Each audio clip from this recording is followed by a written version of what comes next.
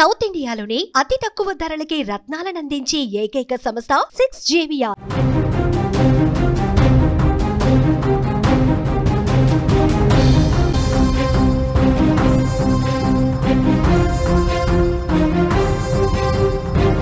ఇటీవల ఏపీలో liquor scam పలు సంచలనాలు రేపింది.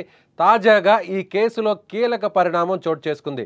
లిక్కర్ స్కామ్ కేసులో ఎంపీ మిథున్ రెడ్డిని సిట్ అధికారులు జూలై 20న అరెస్టు చేయగా రాజమండ్రి సెంట్రల్ జైల్లో ఆయన ప్రస్తుతం రిమాండ్ ఖైదీగా ఉన్నారు. ఇటీవల ఆయనకు వేసిన రెగ్యులర్ బెయిల్ను కోర్టు తిరస్కరించింది.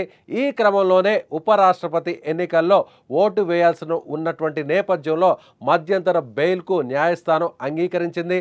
ఆయనతో పాటు ఈ కేసులో A31గా ఉన్న ధనుంజయ రెడ్డి, A32గా ఉన్న కృష్ణమోహన్ రెడ్డి, A33గా ఉన్న బాలాజీ గోవిందప్పులకు ఏసీబీ కోర్టు బెయిల్ మంజూరు చేసింది. ఒక్కొక్కరికి ₹1,00,000 చొప్పున 2 షూరిటీలు ఇవ్వాలని ఆదేశాలు జారీ చేసింది. వారి పాస్పోర్ట్ను కోర్టుకు సరెండర్ చేయాలని న్యాయమూర్తి ఆదేశించారు. అయితే కోర్టు ఇచ్చినటువంటి ఈ మధ్యంతర బెయిల్ కేవలం 5 రోజుల పాటు మాత్రమే చెల్లుబాటు అవుతుంది. ఎందుకంటే ఈ నెల 11వ తేదీన సాయంత్రం 5 గంటల లోపు సరెండర్ కావాలని కోర్టు ఆదేశించింది.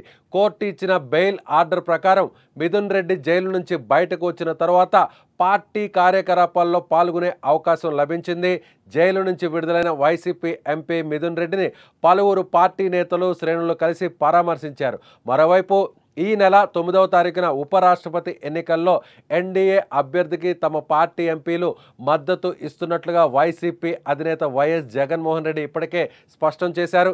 ఈ పరిణామంతో ఏపీ లిక్కర్ స్కామ్ కేసు మళ్లీ రాష్ట్ర రాజకీయాల్లో తీవ్ర చర్చనీయాంశంగా మారింది. రాజంపేట ఎంపీగా ఉన్న వైసీపీలో కీలక నాయకుడిగా ఉన్నటువంటి మిథున్ రెడ్డి ఇప్పుడు జైలు నుంచి బయటకు వచ్చారు.